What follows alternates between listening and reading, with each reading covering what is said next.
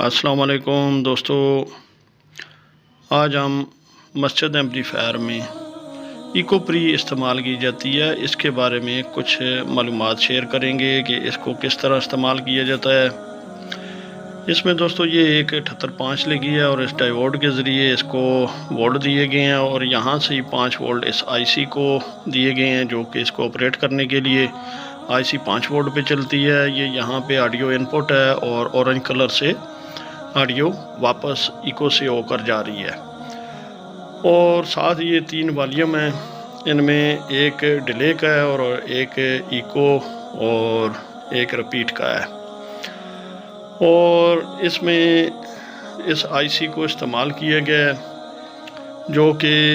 آواز کو کئی مرتبہ دہرا کر آواز دے رہی ہوتی ہے۔ اس کا نمبر PT2399، اور اگر آپ اس سے زیادہ فنکشن کی لگانا چاہتے ہیں تو آپ گوگل پہ PT2398 یا 9596 بھی سرچ کر سکتے ہیں۔ اور یہاں پر یہ 3 والیوم استعمال کیے گئے ہیں، ان تینوں سے آڈیو کو ایکو میں اور ڈیلے میں تبدیل کیا جاتا ہے، اور یہ ریزسٹنسیں لگی ہوئی ہیں، ان کو بھی چینج کر کے آپ آڈیو کو کم یا زیادہ کر سکتے ہیں۔ تو یہاں پر یہ 78.5 سے